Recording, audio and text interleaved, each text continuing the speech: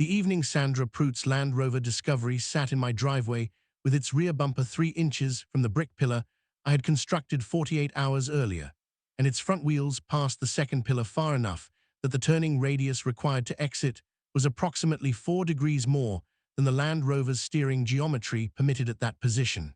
I was inside my house at the kitchen table with a cup of tea and my documentation folder open to the current tab. And I was not watching the situation from the window because I did not need to watch it. I had 4 cameras covering the driveway entrance and the approach from both directions on Millbrook Lane, and my phone was showing me everything I needed to see, which was Sandra Prout sitting in her Land Rover for 22 minutes, trying to understand how a driveway she had been using as a turnaround for 3 years had become a geometry problem she could not solve. My name is Evelyn Marsh. I am 47 years old, a licensed civil engineer with 19 years of experience in transportation infrastructure and site geometry, and I have lived on Millbrook Lane in the Cedarwood Park HOA development in Central Virginia for 6 years. My husband Thomas is an orthopedic surgeon. Our house is a 4-bedroom Georgian revival on a corner lot with a single-car attached garage and a driveway that runs from Millbrook Lane along the north side of the house to a widened apron in front of the garage, a total length of 54 feet with a 12-foot width and a turning apron that was specifically designed by me to provide exactly the turning radius required for a single vehicle to execute a 3-point turn in the apron space and exit forward onto Millbrook Lane. The design was precise because I am a transportation engineer and I do not design circulation geometry casually. The driveway was my property. The survey was unambiguous. The property line ran 7 inches north of the driveway edge, and the entire driveway surface, including the curb cut and the concrete apron, belonged to Thomas and me. Sandra Prout had lived 2 doors east on Millbrook Lane for 5 years, 1 year longer than we had been in the house. She drove a Land Rover Discovery in British Racing Green that she used as her daily vehicle, and that she had, as nearly as I could determine from camera footage and my own observations, been using my driveway as a turnaround since approximately the first month we moved in. Not occasionally, routinely. 3 to 4 times per week, on a schedule that corresponded to her morning departure route, she would pull past my driveway entrance, reverse into the apron, complete the 3-point turn that my geometry had been designed to accommodate, and exit onto Millbrook Lane heading west, which was the direction of the primary road serving the neighborhood. I understood the appeal. My driveway geometry provided the most convenient turning point on this stretch of Millbrook Lane. The road was not wide enough for a comfortable U-turn, and the next available turnaround was 200 feet east at the cul-de-sac. My driveway apron was simply more convenient than the cul-de-sac if you were heading west. I also understood that convenience was not a right, and that my driveway was my property, and that Sandra had been using it as though it belonged to her without ever asking whether it belonged to her. I knocked on her door in my 3rd month in the house. She answered, and I introduced myself and explained that I had noticed she was using my driveway as a turnaround, and I would prefer she not do so. She was warm and apologetic and said she had not realized it was a problem and would stop immediately. She stopped for 9 days. Then the camera showed the Land Rover in my apron on a Wednesday morning. I knocked again, same warmth, same apology, same assurance. She stopped for 11 days. I am not going to document every iteration of this pattern because it followed the same arc as every other story in this collection, and I understood the arc well enough by the 3rd month to know where it was going. What I will say is that by month 18, I had 46 documented incidents after 4 direct conversations, 3 written notes, 2 formal HOA complaints, 1 fine that Sandra had paid without disputing, and a letter from my attorney, Daniel Cross, that Sandra had received and responded to with a phone call during which she told Thomas, who had answered, that she found the letter disproportionate and hoped we would reconsider our approach. Thomas had told her that the approach was mine to determine and that she was welcome to speak to Daniel directly. She had not spoken to Daniel directly. The pattern had continued. I want to describe how I thought about this problem as a transportation engineer, because the thinking is different from how a non-engineer might approach it, and the difference matters for understanding what I eventually built. A transportation engineer looks at a driveway turnaround problem the same way I look at any circulation geometry problem, in terms of vehicle dimensions, turning radii, clearance requirements, and the spatial constraints that define what maneuvers are possible and what maneuvers are not. The Land Rover Discovery has a curb-to-curb turning radius of 37 feet and an overall length of just under 16 feet. My driveway apron was designed for a standard passenger sedan with a turning radius of approximately 30 feet. The Land Rover could execute the turnaround in my apron, but barely, and only if it entered and positioned itself precisely. The solution to the turnaround problem, from a transportation engineering perspective, was not behavioral. Behavioral solutions had been tried 46 times and had failed 46 times. The solution was geometric. If I modified the geometry of the driveway entrance so that the turning radius available was insufficient for the Land Rover to complete the maneuver would become impossible regardless of Sandra's intentions. The brick pillars were the geometric solution. I had been thinking about them since month 6. I did not build them in month 6 because I was still working through the behavioral solutions in sequence, the way you work through a problem systematically before you move to the structural intervention. By month 18, I had completed the behavioral sequence. I had tried every step that was available to me through conversation and documentation and formal process. The systematic approach pointed to the structural solution. I consulted Daniel about the legal parameters first. He confirmed what I already knew.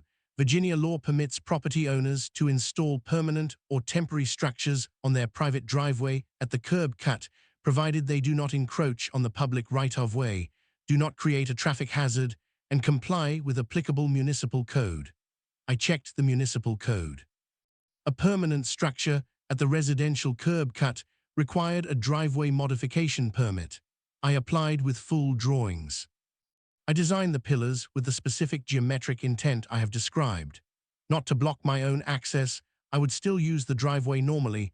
The gate between the pillars would be open when I was using it, but to modify the entrance geometry so that the available turning arc within the apron was insufficient for the Land Rover Discovery's minimum turning radius. The pillar placement was calculated precisely. I ran the geometry 3 times with different assumptions about Sandra's approach angle, and confirmed that under all reasonable approach scenarios, the Land Rover would not be able to complete the turnaround and exit without either contacting a pillar or needing to execute more than a 3-point turn in a space that did not accommodate additional maneuvers. The calculation was the part that I found professionally satisfying in a way I would not have found satisfying if I had simply installed barriers without understanding the geometry. The pillars were doing what I designed them to do. They were solving a circulation problem through geometry rather than through behavioral intervention. That was the correct approach, and I had taken it correctly. The permit was issued in 16 days. I poured the footings on a Saturday. I had hired a mason named Robert Gaines who had done work for us before and whose execution I trusted. The pillars went up over 2 days. Red brick in a Flemish bond pattern that matched the house's foundation course, which was the same brick clay body and which Robert had matched with the same care he brought to everything. Between the pillars, I installed a steel gate fabricated by a metalworker named Carl Sims, whose shop was in the county seat and who had made the decorative iron elements on our front porch railing 4 years ago. The gate was a simple design, square tube frame with vertical pickets, powder-coated in black, hinged at the western pillar and padlocked at the eastern. The gate matched the house's iron elements in style and finish. The installation was complete on a Sunday evening. I photographed it from the street, from my property, and from both approach angles on Millbrook Lane. It was correct in the way that things are correct when they have been designed properly and executed properly. It looked as though it had always been there and had always been part of the house's front presentation, which was exactly right. My neighbor to the west, a retired architect named Howard Marsh, who had been watching the Sandra situation develop with the attentive sympathy of someone who understood both property rights and design, came over Monday morning and stood on the sidewalk looking at the installation. He said, "The bond pattern matches the foundation." I said, "I asked Robert to match it." He said he matched it. He looked at the gate. He said, "The gate is in character with the porch ironwork." I said, "Same fabricator." He said, "You designed this as a whole composition." I said, "It is a single installation.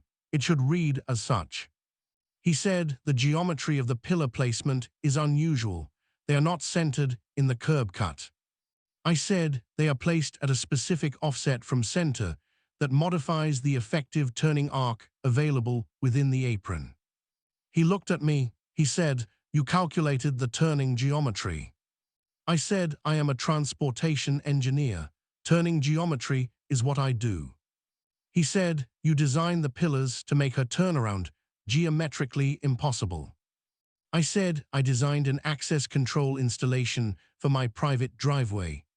The turning arc consequence is a byproduct of the geometry required to position the pillars correctly relative to my own use of the driveway." He looked at the pillars for a long moment. Then he said, "That is the most elegant solution to a neighbor problem I have encountered in 30 years of architectural practice." I said, "Thank you." He went home. The first alert came Tuesday evening, 2 days after the installation was complete. Sandra's Land Rover pulled to my curb cut at 7:44. She stopped at the gate and sat for a moment. Then she did something I had not anticipated, which was that she pushed the gate with the Land Rover's front bumper to see if it would open. The gate was padlocked and did not open. She reversed and pulled to a position that suggested she was going to try the approach without using the gate, pulling onto the driveway apron through the gap between the eastern pillar and the edge of my property. The gap between the eastern pillar and my property edge was 22 inches. The Land Rover Discovery is 81 inches wide. The gap was not an option. She sat in the Land Rover for 7 minutes on the street outside my property. Then she drove to the cul-de-sac 200 feet east, turned around there, and drove west on Millbrook Lane. I noted the time and the outcome in my documentation log. The second alert came the following morning. Same approach, same gate push, same 7-minute pause, same cul-de-sac. I noted it. The third attempt came 2 days later and was different. Sandra got out of the Land Rover and walked to the pillars and examined them. She examined the gate hardware, the pillar construction, and the gap on the eastern side. She was on camera for 11 minutes. Then she got back in the Land Rover and left. Daniel called me that afternoon. He had been monitoring the situation and had received an email from Sandra's personal attorney, a local general practice lawyer named William Holt, asserting that the pillar installation constituted an illegal modification of the public curb cut and requesting immediate removal. Daniel read me the relevant paragraph. He said, "The assertion is that the installation modifies the public curb cut." I said the installation is 18 inches inside the public right-of-way boundary. The curb cut itself is unchanged. The pillars are on my property. He said, "I know. I have the permit and the survey in front of me. The assertion is incorrect. I am going to respond today with the permit, the survey, and a specific description of where the pillars are relative to the right-of-way." I said, "Add the geometry calculation." I wanted on record that the pillar placement was calculated to maintain my own access while modifying the available turning arc for other vehicles. He said, "You want to document the design intent." I said, "I want to document that the design serves my legitimate property interests and that the effect on Sandra's turnaround habit is a consequence of the geometry required to serve those interests, not a targeting of her specifically." Daniel said, "You are protecting yourself from an intentional interference argument." I said, "I am documenting the truth of the design. The truth happens to also protect me from that argument." He said, "That is the best kind of documentation." His response to William Holt went out the same afternoon. It included the permit, the survey, the pillar placement drawings, and a 3-paragraph engineering explanation of the geometry calculation.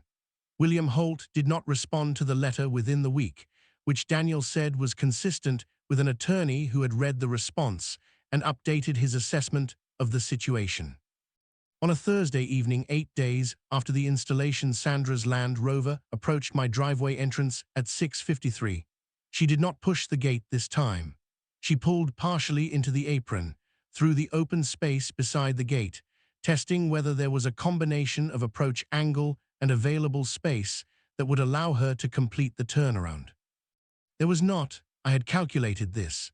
She tried 3 different approach angles over 11 minutes, each time pulling partially forward, assessing the space, and reversing. On the 4th attempt, she pulled forward far enough that her front wheels were past the eastern pillar at a position from which the steering angle required to exit forward was approximately 4 degrees beyond the Land Rover's maximum steering lock. She sat in that position for 22 minutes. I know what she was doing during those 22 minutes because I was watching the camera feed on my phone. She was trying every combination of forward, reverse, and steering lock available to her. She was discovering that the geometry did not resolve in her favor regardless of which combination she tried. She was experiencing, in the specific and physical way that only an encounter with a geometric constraint produces, the understanding that this situation was different from the prior situation in a way that her usual response mechanism could not address. Her usual response mechanism was to use the driveway and accept the fine and keep using the driveway. The geometric constraint did not respond to acceptance. It was not a behavioral system. It was a spatial fact. At 7:15, she called Thomas on his cell phone. He was at the hospital and did not answer.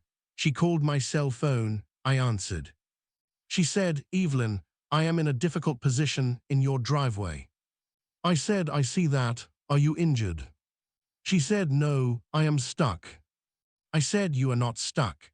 You are in a position from which the available turning arc is insufficient for your vehicle to exit forward. You can exit by reversing carefully until your front wheels clear the eastern pillar and then completing your reversal to the street." She said, "I have tried reversing." I said, "You need to pull forward 4 inches first to reduce the steering lock angle slightly, then reverse with the wheel turned fully left, then pull forward again to clear the pillar. It is a 5-point maneuver." She said, "Can you come out and help me?" I said, "I can describe the maneuver. I am not able to operate your vehicle." She said, "Evelyn, this is unreasonable."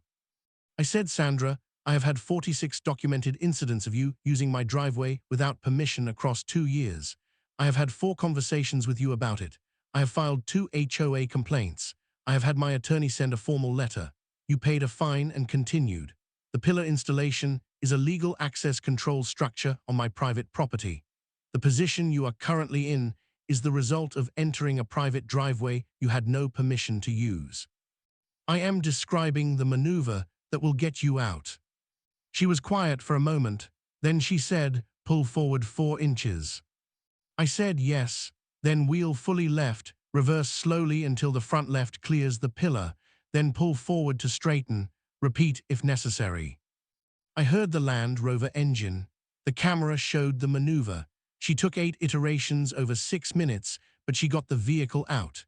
The Land Rover reversed onto Millbrook Lane and sat there for a moment and then drove east toward the cul-de-sac. I closed the camera app and went back to my tea. Daniel filed the expanded civil claim the following week. 46 incidents, the paid fine, the post-installation attempts including the gate push, which Daniel described as attempted forced entry to a gated private property, the improper removal demand through William Holt, and the full legal fee record. He also included the 22-minute entrapment incident with camera timestamps and my phone record showing Sandra's call to me during it.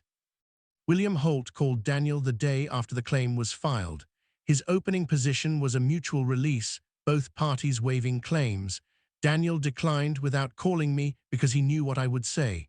William came back with an offer of $6,000. Daniel declined. The negotiation ran 2 weeks. The final number was $16,500. Sandra paid it personally. Her homeowner's insurance reviewed the claim, and the same determination came back that has come back in every story in this collection. Sustained intentional conduct is not an accidental occurrence and is not covered. The HOA board sent a formal letter after the settlement acknowledging the installation as a legal permitted structure and noting that no HOA standards provision applied to access control installations on private driveways with valid municipal permits. Howard Marsh came over the Saturday after the settlement was finalized. He stood at the end of my driveway looking at the pillars and the gate in the afternoon light. He said, "The Land Rover has not been past this point since the Thursday incident." I said, "No." He said, "She is using the cul-de-sac." I said, "The cul-de-sac was always available. It is 200 feet east." He said, 200 feet. She was not willing to drive for 3 years. I said, "No." He looked at the pillar placement for a moment. He said, "The eastern pillar is offset 17 inches from where I would have centered it." I said, 19 inches.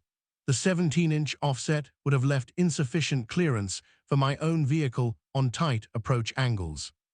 He said, "You calculated the precise offset that solved her turnaround geometry while preserving your own." I said, "I calculated the offset that served my legitimate access needs. The effect on her turnaround geometry was a consequence of serving those needs." He looked at me with the expression of someone who had practiced an exacting craft for 30 years and recognized the same precision in a different field. He said, "How long did the geometry calculation take you?" I said, "About 40 minutes the first time. I ran it twice more to confirm." He said, 2 hours to end a 3-year problem." I said, 2 hours plus the permit and the installation." He said, "The permit took 16 days." I said, "Yes." He said, "So 22 months of behavioral solutions and then 2 hours of engineering." I said the behavioral solutions were necessary. I needed to exhaust the available process before moving to the structural solution. Otherwise, the structural solution looks retaliatory rather than remedial. He said, "You were building a record." I said I was following the correct sequence. Document the problem, attempt behavioral solutions in order. When behavioral solutions are exhausted, move to structural intervention.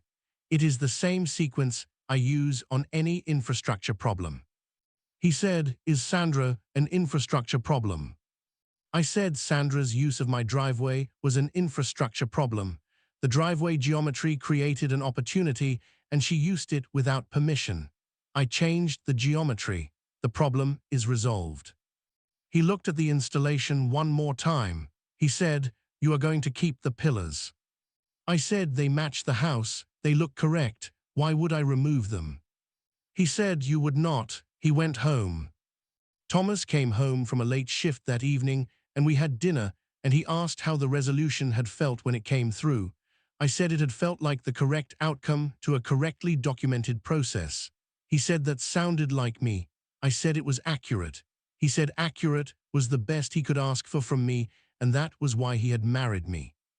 I said that was a significant overstatement, and he agreed, and we cleared the dinner plates and went to the back porch and sat in the Virginia evening, and the neighborhood was quiet. The installation was at the front of the house and not visible from the back porch, but I knew it was there the way you know any piece of work you have done correctly, not with attention, with the background certainty of something that is solved. The problem was solved. The geometry was correct. The sequence had been correct. Everything was exactly as it should be. Thumbnail text, she used his driveway 46 times. A transportation engineer calculated the exact geometry to make it impossible. It worked.